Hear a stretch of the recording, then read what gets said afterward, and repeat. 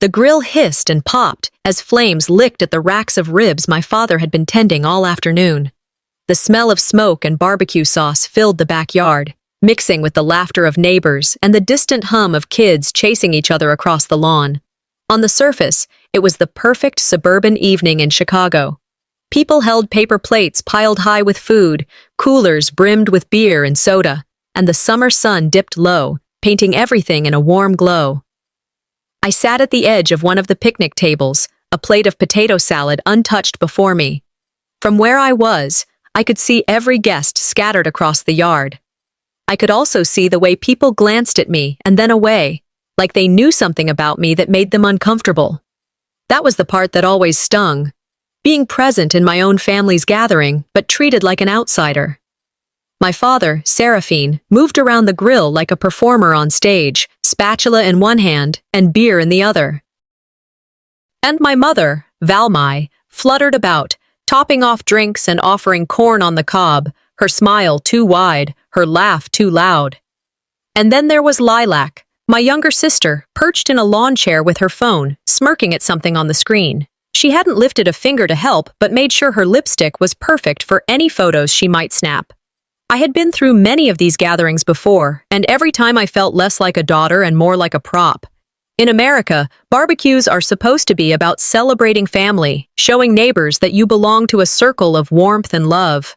For me, barbecues meant something else. They were stages where my family displayed me as the problem. I reached for my water, just to have something to do with my hands, when my father's voice boomed across the yard. He raised his beer high, as though about to make a toast, and in that moment, I felt the air around me shift. "Hey, Alethea!" he shouted, making sure everyone's eyes followed his. "You're old enough now to stop being a parasite. Either pay rent or get out." The words sliced through the evening louder than the sizzling meat. For a beat, silence hung, and then the laughter erupted. Not just from him, but from a few relatives who seemed eager to laugh along. My stepmother tittered behind her hand, while Lilac threw her head back with exaggerated amusement, as though she'd just witnessed the best comedy routine of the summer. I froze. My hands clenched around the paper plate, crushing its flimsy edges. Heat spread across my face, but I forced myself to keep my chin level. Inside, it felt like a punch to the gut, but outside, I gave them nothing.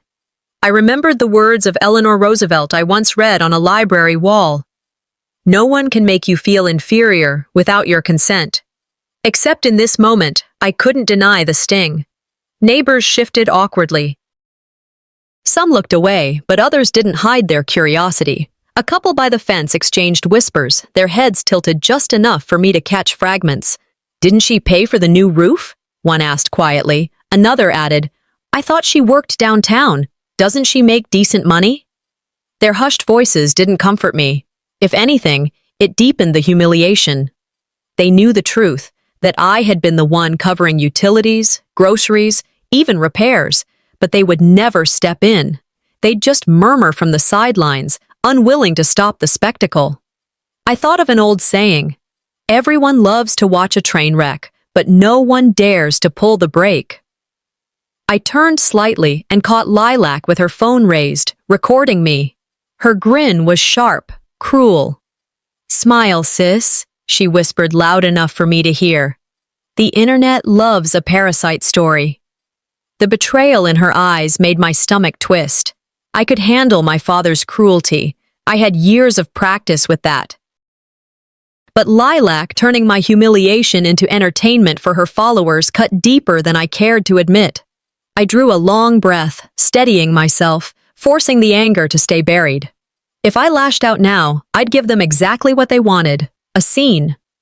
I thought about how I had survived so many slights before, about how silence had often been my only shield. "Silence can't be quoted against you," I reminded myself, echoing another line of American wisdom I once clung to. Tonight, it became my anchor. The sun dipped lower, casting long shadows across the yard. Conversations picked back up, though now sprinkled with glances in my direction. I sat still, every muscle tight, but inside something shifted. If they saw me as a parasite, maybe it was time to prove exactly who had been keeping this family afloat. I didn't storm off or cry. Instead, I set my fork down and folded my napkin carefully beside my plate. My father grinned as though he'd won something, as though reducing me in front of neighbors gave him some sort of twisted victory. Let him think so. My hands trembled under the table, but my face stayed calm. Neighbors whispered, Lilac smirked, Valmai smoothed her blouse like nothing had happened. And Seraphine, he stood there at the grill, chest puffed, laughing as though he had delivered a clever punchline. Inside, I made a quiet promise.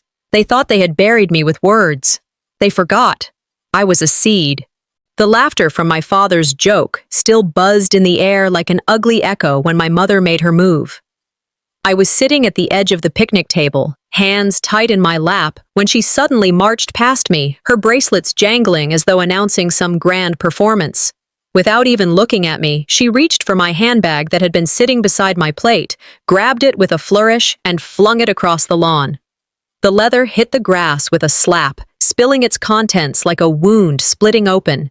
Keys clinked against the patio stones, my notebook slid out, pages fluttering, and worst of all, a small frame with a picture of me as a child toppled and cracked against the ground. I saw the glass break before I heard it. "If you don't like the rules here," Valmai declared in a voice just loud enough for neighbors to hear, "there's the door. Take your things with you." Her tone was triumphant, as if she had solved the problem of me once and for all. For a moment, I couldn't breathe. I stared at my belongings scattered in the grass as the backyard fell into an odd mix of laughter and silence. Some neighbors chuckled nervously, trying to follow my parents' lead, while others looked down at their plates, pretending not to notice. Inside my chest, something shifted. This wasn't just about throwing a bag, it was about throwing me. In one swift gesture, my mother had erased my right to belong in the house I had helped keep afloat. An old American phrase flickered through my head. They didn't just cross the line, they bulldozed it. As I sat frozen, my sister's voice cut in, sharp and smug. "Oh, this is gold," Lilac said. I turned just in time to see her lift her phone, camera already pointed at me. Her face was lit by the glow of her screen as she clicked into a live stream. Within seconds, I saw the comments rolling across her display, laughing emojis, a sarcastic, "Wow, free entertainment," and someone typing, "Families, huh? Can't live with them." I felt the blood drain from my face, but I knew better than to snatch the phone or shout. I understood the trap. Any reaction would be captured forever, replayed, turned into proof that I was unstable. Lilac angled her phone toward the lawn where my belongings lay. "Look at this," she narrated gleefully. "The parasite stuff, right where it belongs." I clenched my jaw so hard it hurt. Rage boiled under my skin, begging for release, but I forced myself to stay still. I scanned the faces around me instead. A couple near the fence smirked as though amused by the spectacle.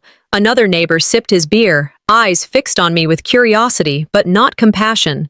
The rest offered nothing, half smiles, half shrugs, silence that screamed cowardice. Nowadays, I thought bitterly, family drama isn't just at the table. It's on everyone's newsfeed. Valmai folded her arms, clearly satisfied with the spectacle.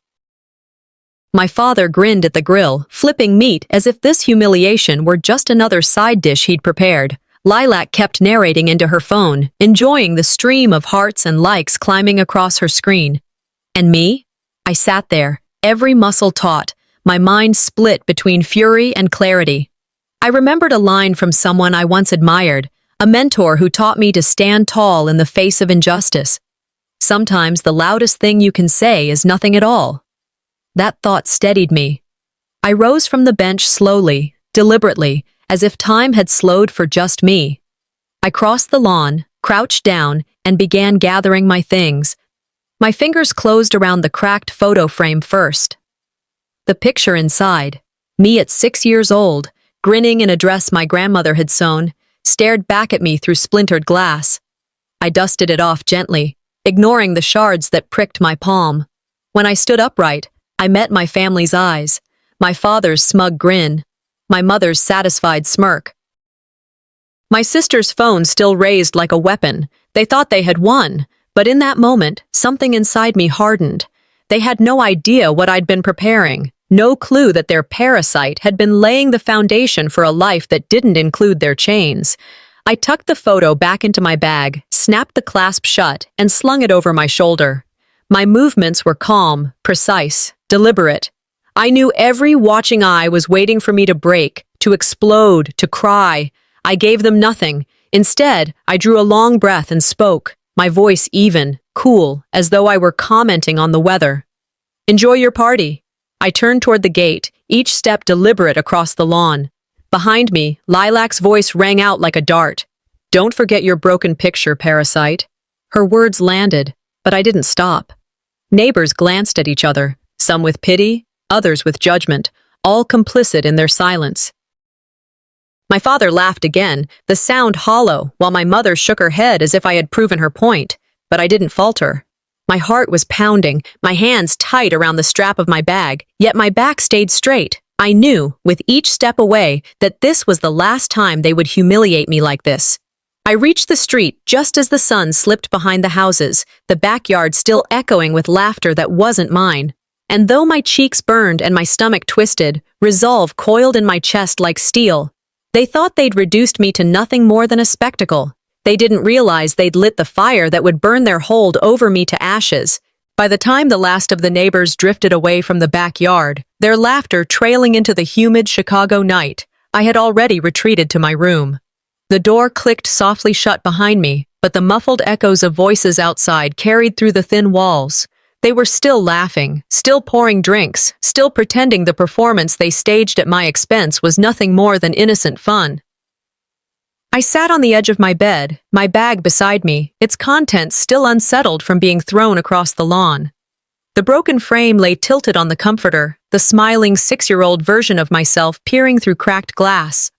I stared at that image, wondering how that girl had grown into a woman who could sit silently while her family reduced her to nothing more than a joke. The sting wasn't just from their words. It was the silence that followed, the way no one defended me, the way the neighbors' eyes had darted away, embarrassed but unwilling to stand up. That silence burned deeper than the insult itself. It reminded me of something I'd heard once. You can't choose your family, but you can choose what you allow from them. At that moment, I felt like a ghost at my own table, visible enough to mock, invisible when it mattered. I leaned forward and reached under the bed, dragging out a box of envelopes I had been keeping for months. The weight of it was heavy, not just in paper, but in truth. Inside was a stack of bills, all addressed to me. Electricity, gas, water, internet. My name in bold at the top of every page. I spread them across the bed, one after another, like cards in a rigged game. The memories came rushing back. Nights when Seraphine bellowed about how real adults pay rent, even as he handed me the latest utility notice, expecting me to cover it. Every light in that house, every warm shower, every bite of food pulled from the refrigerator had been made possible by me. And yet, in front of a yard full of witnesses, he had called me a parasite. I whispered into the still air. Every dollar I handed over was like buying a ticket to be ignored. There was never a thank you, never acknowledgement, just more demands, more expectations. If I had been a stranger, they might have shown me more gratitude. But because I was family, they believed I owed them my entire paycheck without question. I picked up one envelope, the red past due stamp glaring at me from months ago, before I had caught it in time. I remembered the night Seraphine had mocked me for using his roof, when in reality, my money had kept the bank from taking it away. That bitter taste filled my mouth again, stronger now, and I clenched the paper until it wrinkled in my hand. As I stared at the bills, my mind drifted back further, to a memory that had been sleeping at the edges of my anger. I was 21, fresh out of college, diploma in hand, and the world in front of me. A professor had once told me, "You've got the drive. You'll fly if you leave the nest." But when I spoke of getting my own place, Seraphine had laughed. "Why waste money on rent when you've got a perfectly good home here?" he had said. "Family sticks together. Help us instead." At the time, I thought it was love disguised as practicality.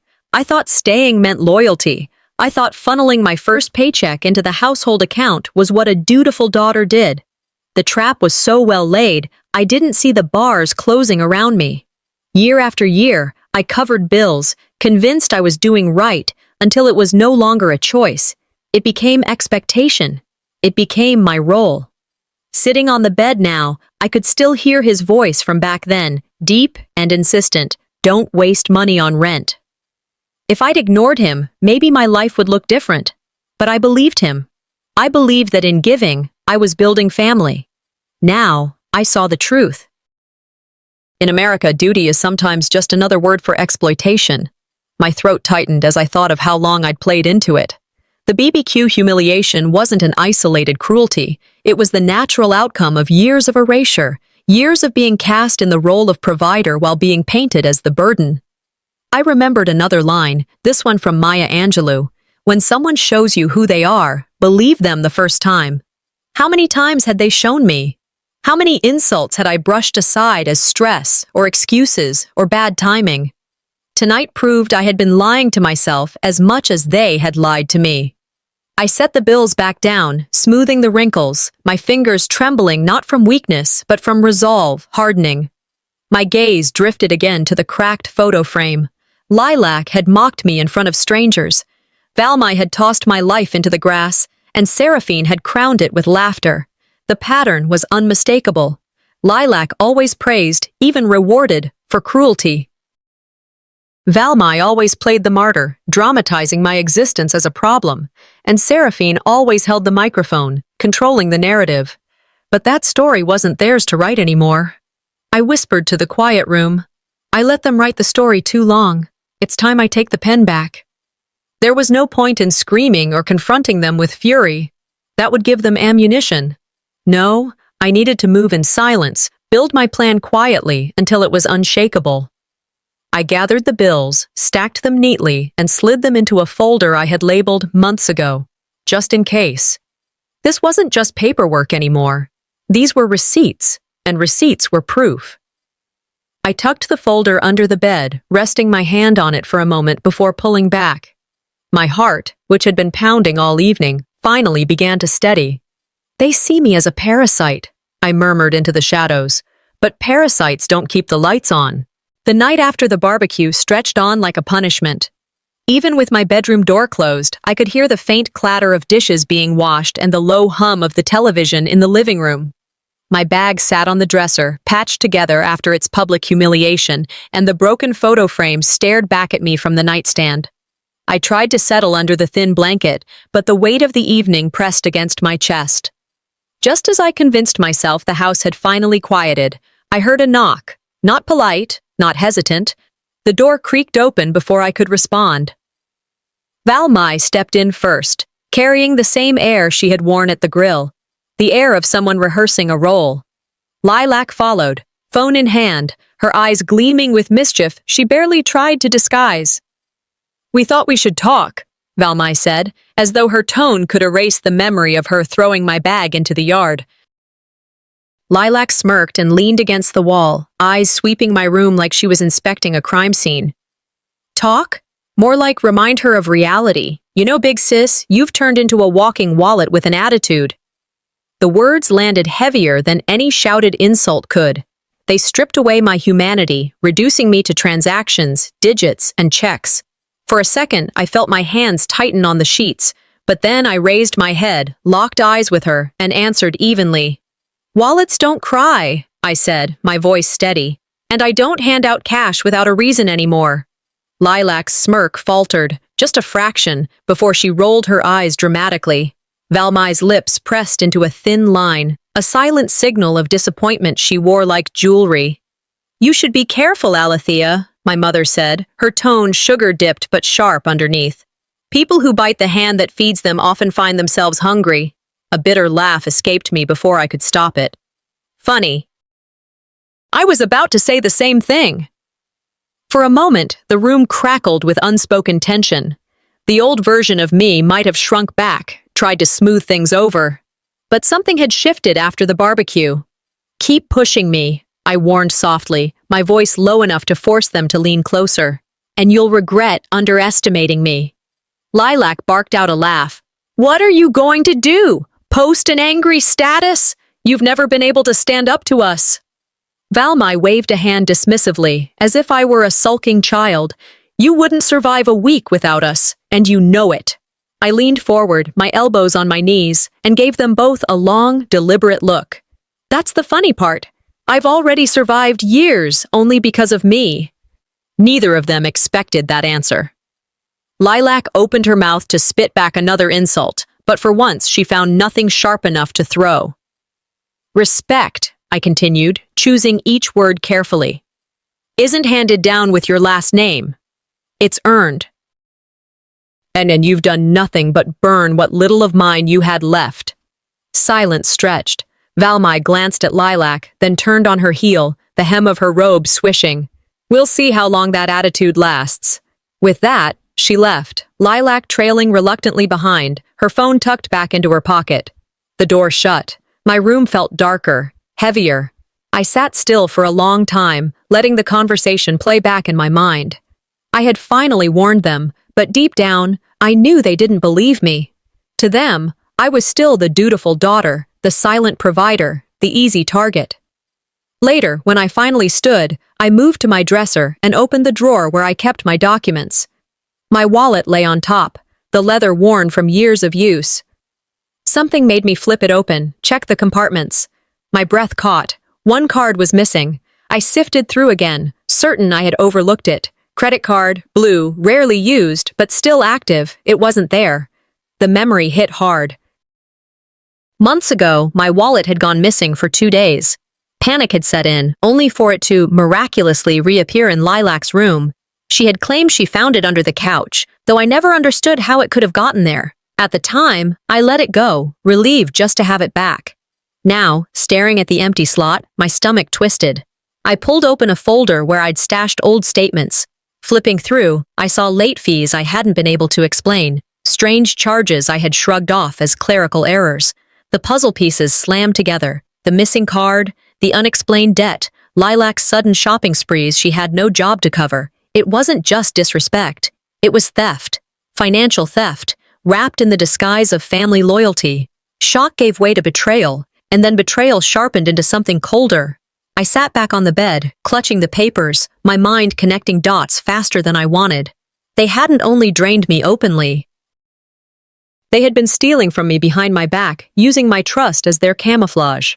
I looked at the bills I had hidden away, now joined by this new revelation. This wasn't just about covering utilities anymore. This was about my name, my identity, being used like another commodity. I whispered into the quiet. They mocked me tonight. Tomorrow, I'll show them what real collapse looks like. Slowly, I gathered the bills, the evidence, the missing card records, and slid them into a new folder. In bold black ink, I scrawled one word across the cover. Evidence. My hand lingered on the folder before I tucked it under the bed. Trust, I thought, was like paper. Once it's crumpled, it could never be perfect again. I exhaled slowly, the fury inside me sharpening into resolve. Tonight had been warnings. Tomorrow would be action. They think I'm a wallet, I whispered as I turned off the lamp. They forgot even wallets can shut. The morning light crept in through the blinds before the rest of the house stirred. I was already awake, sitting upright on the bed, my heart steady with the decision I had made while the rest of them slept. The air was thick, heavy with the remnants of last night's confrontation, and the house seemed to groan under the weight of silence. I glanced around my room, the same 4 walls I had called mine for years, the same dresser lined with items I had paid for, the same nightstand where the cracked photo frame still sat, mocking me. This place no longer felt like home.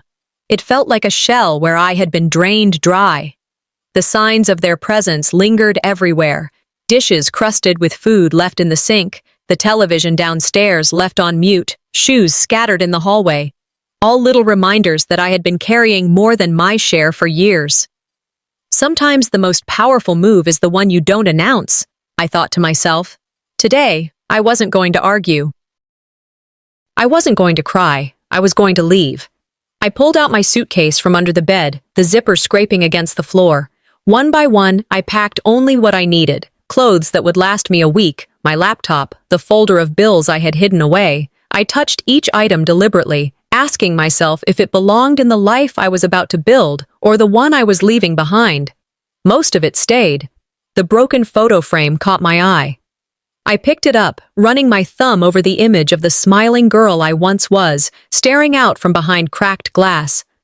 For a long moment, I considered slipping it into my bag.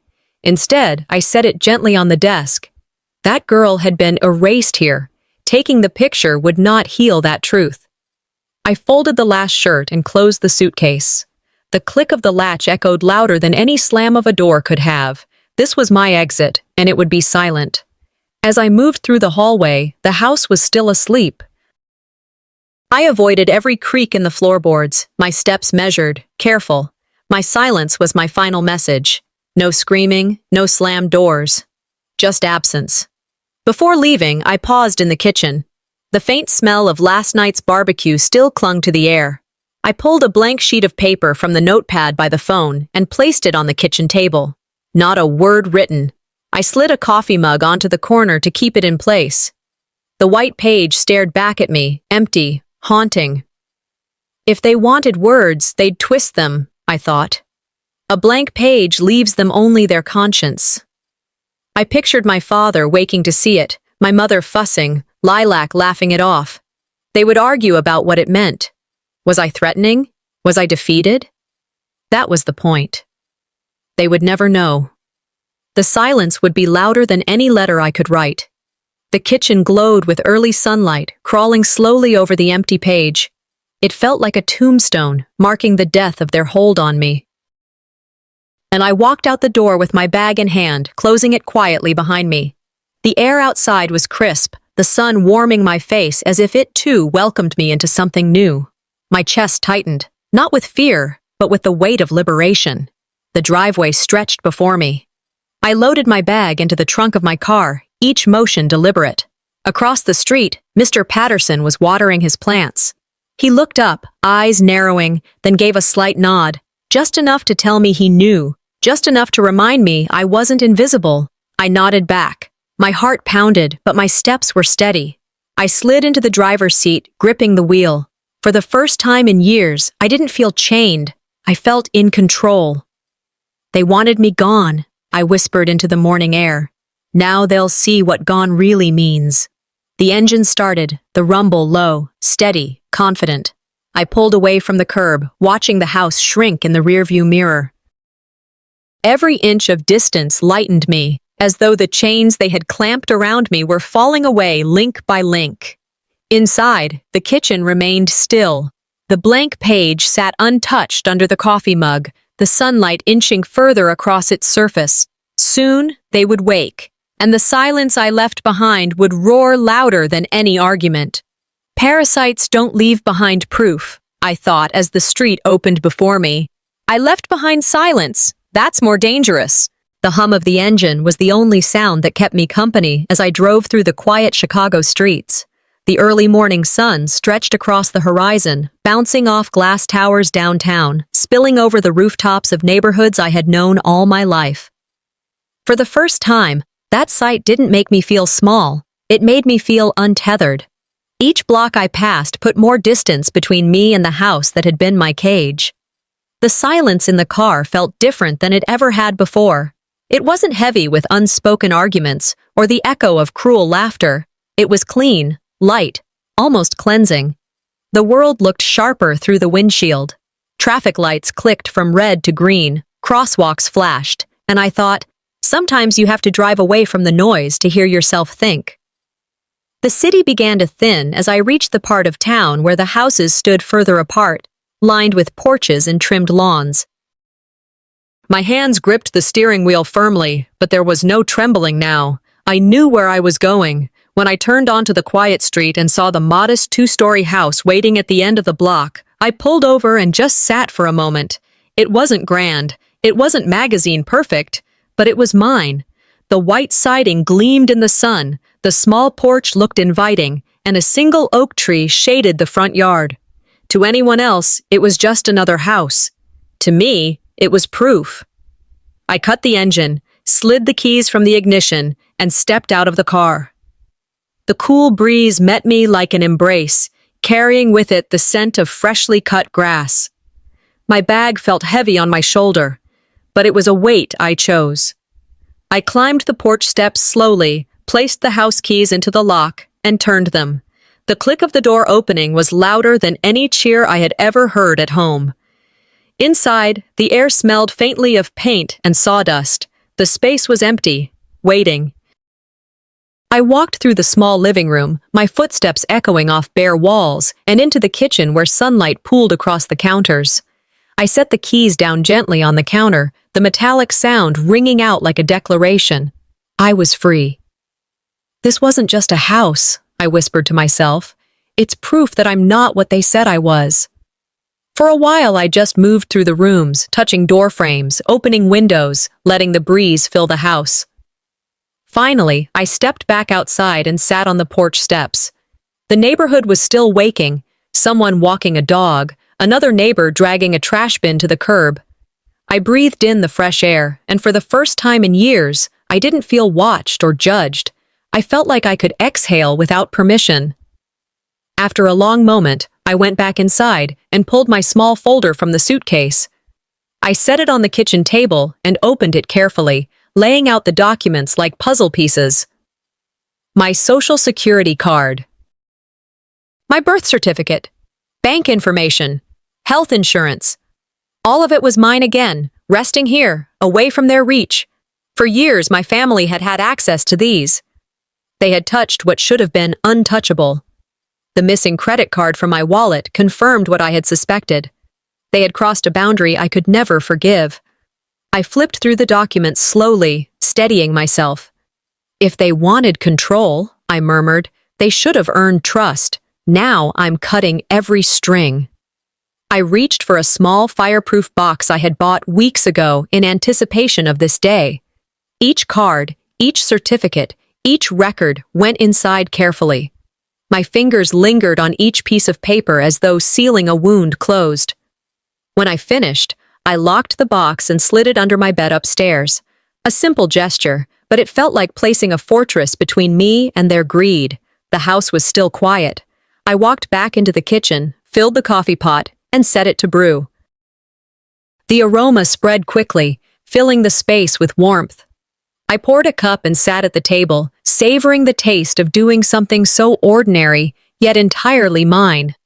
No one hovering behind me, no sarcastic comments, no demands, just coffee, peace, and silence. I unlocked my phone and scrolled absent-mindedly. Lilac's live stream from the night before was still circulating online, gathering likes and comments from people who didn't know me, laughing at my humiliation. For a moment, the sight made my chest tighten, but then I realized I no longer cared. The sting had dulled. Distance was already doing its work. They could laugh, they could lie, they could keep spinning their story. I had walls now, and a lock, and keys that no one else held. Physical space was mine. Financial space was mine. Emotional space would come next. Independence isn't just about walls and a roof, I whispered into the stillness. It's about drawing a line and standing on the right side of it. The coffee grew cold as I sat in thought, but I didn't move. I was allowing myself, for once, to sit without rushing, without fear of interruption. When I finally gathered the documents again and placed the box firmly under the bed, I felt calmer, steadier. They think they know how to use me, I said softly, sliding the box out of sight. Tomorrow, they'll find out what it feels like to lose me. The morning light poured gently through the blinds of my new home, and for the first time in years, I didn't feel trapped by it. I sat at the small kitchen table, the folder of papers spread out in front of me like pieces of a puzzle that had been waiting for me to solve. Each bill, each account statement, every record of money drained out of me had a place here. I slid the pages neatly into a red folder and wrote one word across the front in thick, black ink. Boundaries. I stared at the word for a long moment. Boundaries were something I had never been allowed. Every dollar I earned, every bit of peace I tried to carve out for myself, someone in that house had taken it. Families that love you don't make you prove your worth in receipts. Yet here I was, cataloging proof as if love could ever be measured by what I had paid for. I pressed the folder flat with my palms, my chest filling with a cold, steady focus. This wasn't just debt anymore, it was control. And today, I was reclaiming it. I picked up the phone and began with the power company. My voice was calm as I gave them my account number and confirmed the address. When the representative asked how they could help, I said, "I'd like to remove my name from the account, effective immediately." Clicking through their questions, hearing the words, "Your request has been confirmed," felt like stepping into freedom one breath at a time. I moved on to the water company, the internet provider, the gas company. Each call ended the same way, with polite voices confirming changes that meant the cords tying me to that house were being cut one by one. I logged into my bank account next. Passwords changed. Autopay canceled. My finger hovered over the confirm button each time, and when I pressed it, I felt something inside me loosen. Then came the shock. 3 failed login attempts flashed across my screen. They had already tried to get in. I leaned back, my jaw tightening. They didn't just want my money, I whispered into the quiet kitchen. They wanted to erase me while using my name. The anger was sharp, but it no longer scattered me. It steadied me. By afternoon, the consequences began to ripple back to them. I didn't have to be there to imagine it. I knew them too well. In that house, panic never whispered. It always screamed. I pictured Valmai in the kitchen, slamming the Wi-Fi router against the counter, yelling, "The internet is down!" Her voice probably cracked with the shrill panic of someone whose entire facade depended on appearances. Lilac would have been mid-live stream when her feed froze. I could almost hear her shriek, "Are you kidding me? My followers can't see me!"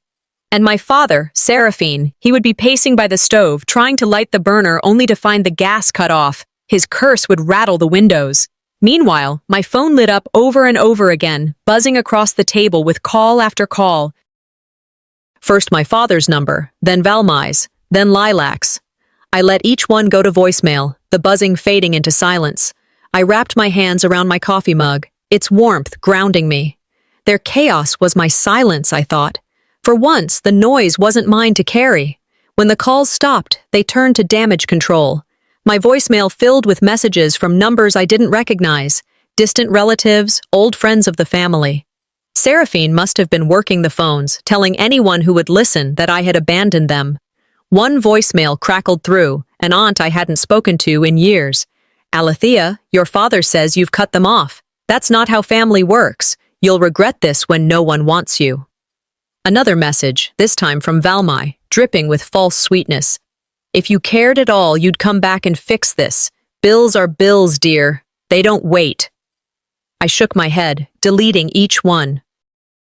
"Funny," I murmured, "how quickly love turns to PR when the lights go out."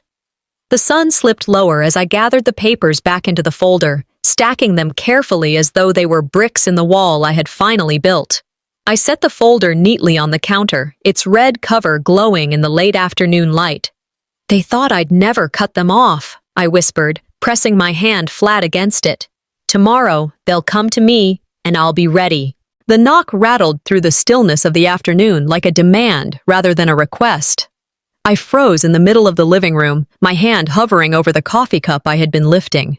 Through the curtain I could see them, my father, Seraphine, standing stiff with his shoulders squared, my mother, Valmai, pale and tense behind him, and Lilac, lingering with her arms crossed, phone clutched in one hand like a blade she was waiting to unsheathe. They weren't here for me, I thought, my chest tightening. They were here for the money they thought was theirs. I set my cup down, smoothed the front of my shirt, and walked to the door. Instead of opening it fully, I stepped onto the porch, closing the door firmly behind me. I stayed outside with them, keeping the threshold of my home, my freedom, protected. The porch was mine, and I wasn't letting them past it. Seraphine's eyes narrowed. "Enough games, Alethea. Turn everything back on." His voice wasn't booming like it had been at the barbecue. It was low, rough with frustration. I leaned against the porch rail, letting the quiet stretch between us. "I didn't turn anything off," I said evenly. "I just stopped paying for what wasn't mine to carry anymore." His face reddened, his jaw clenched. The silence pressed around us, heavy with all the words left unsaid. "Don't be clever," he snapped. "You think you can survive without us? You wouldn't last a month on your own." I tilted my head, watching him carefully. Funny, I've lasted years only because of me. Valmai stepped forward then, her voice trembling between anger and pleading. Family doesn't abandon each other, Alethea. What you've done, it's cruel. We're drowning, and you're standing here pretending you're innocent. Family doesn't use each other as ATMs, I answered, my voice steady. You don't get to rewrite what you've been doing to me. Lilac finally piped up, her tone dripping with disdain. You're ruining us, you know? People are talking. Everyone knows what you've done. For a moment, I felt the old pull in my chest, the reflex to explain myself, to justify every choice. But I fought it back, gripping the rail beneath my hand. I didn't owe them explanations anymore. Blood may be thicker than water, I said slowly, meeting Lilac's gaze, but respect is thicker than blood. Her smirk faltered. The words hung there, sharp, cutting through the pretense of their concern. Seraphine scoffed, but it sounded weak. You've lost your mind. No, I said, stepping away from the rail, my tone tightening. I've found it. I turned and went inside, leaving them blinking in the sunlight. When I came back, I carried the red folder I had labeled Boundaries. My hands didn't shake as I set it down on the porch railing, flipping it open. The papers caught in the breeze, pages covered in red stamps, overdue notices, balance statements. This, I said, my voice rising so they could all hear, is what you built while calling me a parasite. I laid one sheet out flat, a foreclosure notice, the bank's letterhead bold at the top. Then another, unpaid electric bills in my name. Finally, the credit card application with my information on it, fraud thinly disguised as necessity. Seraphine's lips parted, but no words came. His eyes darted to the papers as though they were burning him. Valmai's face blanched. She turned her head, unable to look at the evidence staring her in the face. Lilac let out a bitter laugh, but it cracked in the middle. You're just making this bigger than it is. No, I said, pinning her with my eyes. You made it bigger the moment you decided my trust was disposable. For years, you painted me invisible.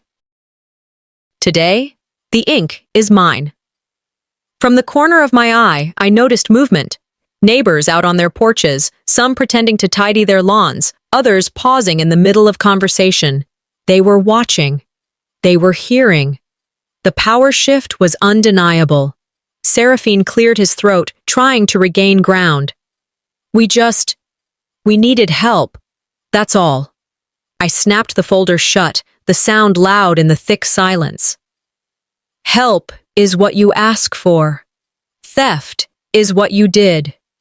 Valmai's voice cracked. You're punishing us. I straightened my shoulders. No, I'm refusing to be punished anymore.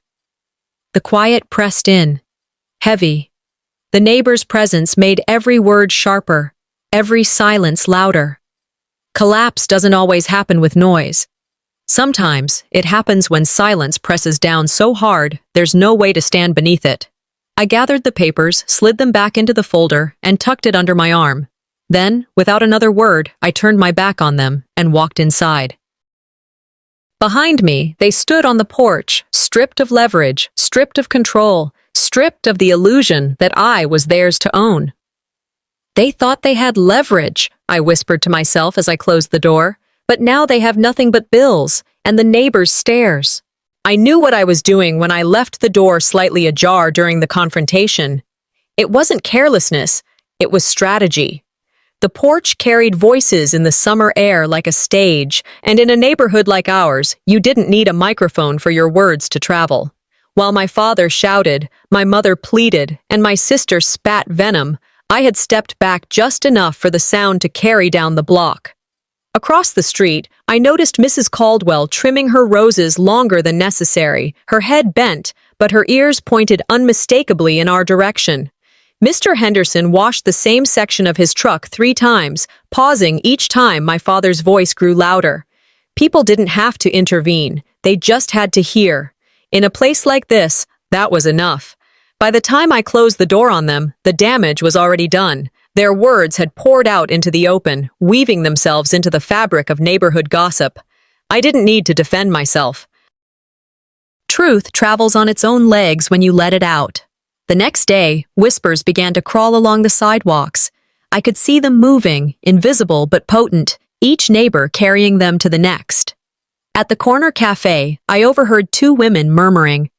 "Did you hear? Seraphine's bills weren't even his," one said, leaning closer over her coffee. The other shook her head in disbelief. "I thought Valmai ran a tight ship. Turns out she's been living off her daughter this whole time." At the grocery store, I passed familiar faces who smiled too quickly, then turned to whisper as I walked by. It wasn't me they pitied anymore. It was them. In America, you don't need proof on paper to build a reputation. You need one good story, told once, and it never dies. And in our suburb, nothing spread faster than the scent of scandal. I didn't have to push. The gossip network did it for me. At PTA meetings, parents whispered in hushed tones. At church, a few women shook their heads with barely disguised disdain. Even the mailman lingered a little longer at the Caldwell's porch, no doubt carrying the latest version of the story with him to the next stop. For years, humiliation had been mine alone, tucked inside the walls of my father's house. Now, for the first time, their cruelty was the headline. That afternoon, I sat quietly on my own porch, a cup of coffee cooling in my hands as I watched them move through the neighborhood. Seraphine tried to walk tall, but I noticed the sag in his shoulders, the way he avoided eye contact with men he once shook hands with confidently. Valmai rushed down the street after a grocery run, her eyes darting nervously as though every glance was a dagger. I caught sight of Lilac at the cafe through the wide glass window. She sat with her phone, her face pale, her usual dramatic flair muted. When a group of girls at the next table leaned in to whisper, Lilac stared down at her screen, pretending to scroll. She didn't lift her chin once. Collapse doesn't need shouting. Sometimes it's just silence in a room that once cheered for you. I leaned back against my porch chair, a strange mixture stirring in me. Satisfaction, yes, but also something softer. It wasn't triumph in their humiliation. It was relief in not carrying it anymore. I remembered the laughter at the barbecue, how they had thrown my dignity to the ground like scraps. Now those same neighbors who once chuckled at my expense looked at them with suspicion, even disdain. Life has a way of flipping the stage lights when you least expect it. Respect is earned in teaspoons, but lost in buckets. And they had just tipped their bucket over for everyone to see. The phone buzzed again with voicemails, more attempts to sway me. One relative begged me to make peace. Another scolded me for washing dirty laundry in public. I deleted each message without hesitation. Let them spin. I wasn't playing their part anymore. As the sun began to set, painting the neighborhood in gold, I pulled my blinds halfway closed. Outside, I still heard the faint hum of conversation, whispers carried on the summer air. But this time, they weren't about me. They thought they buried me in shame, I thought, closing the blinds fully. Now they're the ones drowning in it. Evening fell with a weight that matched the tension pressing against my chest. I had thought they might give up after the standoff, but I should have known better. Pride doesn't die quietly. By the time I stepped outside again, I found them still there. Seraphine pacing near the steps, Valmai wringing her hands, and Lilac sulking against the railing with her phone dark for once. The street was quiet except for the faint hum of cicadas, but their presence was loud enough. I leaned against the doorframe and crossed my arms, steadying myself before they spoke. Seraphine's voice, once booming, now cracked with something that almost sounded like pleading. "You've made your point, Alethea. Enough. Turn everything back on before it's too late." Valmai's eyes searched mine, glossy and desperate. "We're your parents. You can't just walk away. Family isn't disposable." Lilac muttered under her breath, but the sharpness in her tone was gone. "You think you're better than us." Even she couldn't hold eye contact, her usual bravado wilted by the storm of whispers already swirling in the neighborhood. I studied them for a long moment, the porch light casting shadows across their tired faces. The air felt fragile, as if one more word would shatter it completely. Desperation has a different sound, I thought. It's thinner, weaker, like glass about to break. When Seraphine tried to step closer, his knees buckled slightly. He slumped onto the porch steps, dropping his head into his hands. The sight of him, once the man who towered over me with insults and control, now sitting crumpled at my feet, was almost surreal. Valmai froze, caught between wanting to comfort him and fearing the humiliation of it all. Her voice wavered. "You don't have to do this. We only needed help." From across the street, I caught sight of blinds shifting. A neighbor's porch light flicked on. More eyes, more ears. I didn't need to raise my voice. The scene spoke for itself. "This," I said quietly, pointing toward my father, "is the man who called me a parasite. And now he sits outside my house, empty because the money stopped flowing." The words tasted bitter, but they weren't lies. Justice rarely comes wrapped in sweetness. Seraphine lifted his head, his face pale, eyes bloodshot. For a moment, I thought he might find some last shred of anger, but instead he muttered, We can't keep up without you." I didn't flinch. "Then maybe you should have thought of that before you turned me into a punchline." The silence that followed was louder than any argument we had ever had. Neighbors shifted on their porches, their shame not for me anymore, but for the family who had spent years tearing me down.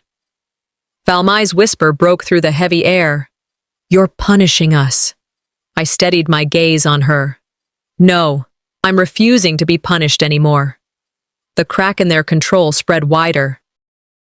Seraphine hunched further on the step, his shoulders sagging under the weight of a reality he could no longer deny. Valmai's lips trembled, and Lilac turned her head sharply, refusing to show her face to anyone watching. I let the silence linger. Collapse doesn't always come with shouting.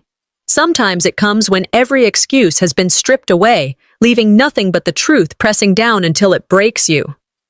Eventually, I gathered the folder still tucked under my arm and turned back toward the door. "I don't owe you another word," I said, and stepped inside. Later, as the sky darkened and their figures finally disappeared from my porch, I made myself dinner. Simple, just pasta with olive oil and garlic. I ate slowly at the table, savoring the quiet. The absence of their voices felt like a gift. While I cleaned up, my phone buzzed with more messages, screenshots from neighbors, updates from acquaintances. The story was already spreading further. I didn't read them all, but a few lines stood out. "Valmai's been calling everyone, crying for help.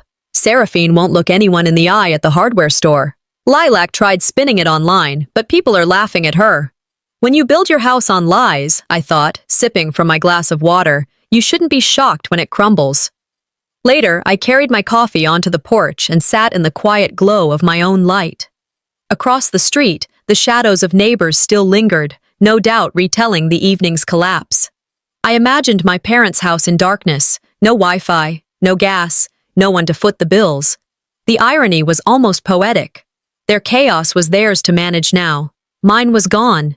And in that distance, in that separation of worlds, I felt something I hadn't felt in years.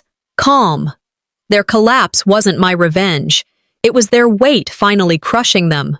For so long, I had been the support beam holding up a house that mocked me for existing. When I stepped away, it was only a matter of time before it fell. I leaned back, the night air brushing against my skin, and reflected. Sometimes the strongest thing you can do is walk away, not to hurt them, but to stop letting them hurt you. I stood, flipped off the porch light, and whispered into the darkness, "I'm free."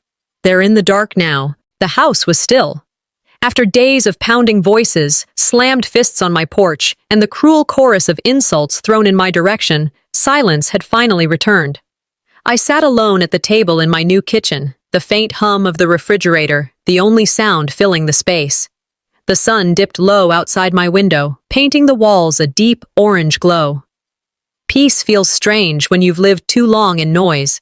I kept expecting the door to fly open, expecting Seraphine's voice to thunder through the walls, demanding my attention. But none of that came, just my own breathing, steady and measured, echoing in this place that was mine. I stood and walked toward the front door. My hand wrapped around the knob, and with a deliberate motion, I turned the lock. The sharp click rang louder in my ears than all of my father's insults combined. I pressed my palm against the cool wood of the door and whispered, "This is mine." This silence, This safety, this door. There's an old American saying, good fences make good neighbors. I smiled faintly, thinking of how it should be amended for me. Good locks make strong survivors. I wandered through the living room, every corner reminding me of how different this life would be. No shouting in the background, no slammed doors overhead, no footsteps stomping across the floor. For years, I had carried chaos like a backpack strapped to my shoulders. Tonight, I laid it down. Later, when I settled into the couch, memories flooded in without warning. They came like a montage, the countless bills shoved into my hands, the ridicule at family gatherings, the feeling of being invisible even as I kept the lights on. But for the first time, those memories didn't sting like open wounds. They landed like old scars, tender to touch, yes, but proof that I had survived. They mocked me for living under their roof, I murmured aloud, forgetting I was holding it up.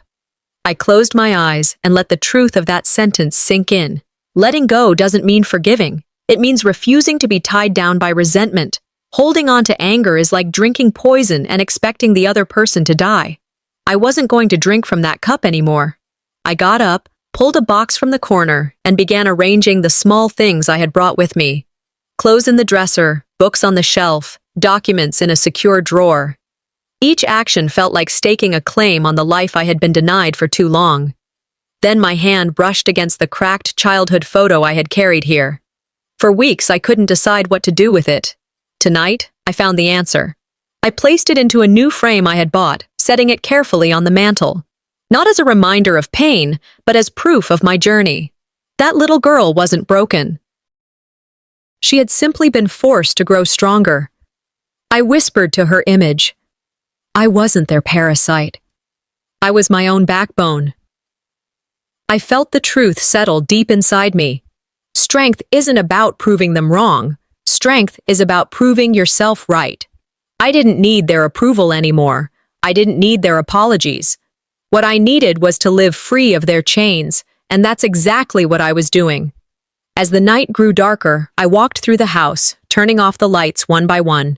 When I reached the door, I rested my hand on the lock again. This door, I said softly, will never open to them again. Then I turned off the porch light and let the house sink into quiet. The knock came just as twilight wrapped itself around my street, the soft hum of crickets barely audible beneath the heavy sound of fists against wood. I knew who it was before I looked. Their rhythm was no longer commanding, it was uneven, desperate. I opened the door and found them there. Seraphine with his shirt rumpled, shoulders sagging in a way I had never seen. Valmai clutching her purse like a lifeline, Lilac leaning back with her arms crossed, her eyes darting nervously, though her mouth was set in its usual sneer. Seraphine spoke first, and for the first time in my life, his voice broke. Alethea, we can't do this without you. Just one more month. Help us bridge the gap. Valmai chimed in, softer but no less frantic. We're your parents. We raised you. You can't leave us in ruins. This isn't how families work. Lilac muttered under her breath, but there was no bite left in it. You've made your point. You're cruel. That's what you are. I let them speak, my hands still resting on the doorframe, the cool wood grounding me. Their words were no longer insults, no longer declarations of power. They were pleas for survival. Parasites beg when the host leaves. I wasn't their host anymore. I stepped out onto the porch, folder tucked firmly under my arm. The red cover of Boundaries gleamed faintly under the streetlight. I laid it across the railing and opened it slowly, each page turning like a judge reading out a verdict. Every lie you told, I began, my voice calm but sharp enough to cut, was built on my paycheck. You mocked me, erased me, stole from me, and now you stand here asking for more. Seraphine's eyes darted to the pages, the unpaid bills, the foreclosure notices, the fraudulent credit card application. They were all there, lined up neatly like a trail of evidence too damning to ignore. He tried to argue, but his voice cracked. It wasn't like that. We just needed... I cut him off with a raised hand. You needed, I gave, for years. And when I asked for nothing but respect, you laughed. You stood in front of neighbors, in front of strangers, and called me a parasite. Lilac snapped then, her arms tightening across her chest. You are cruel. Do you even hear yourself?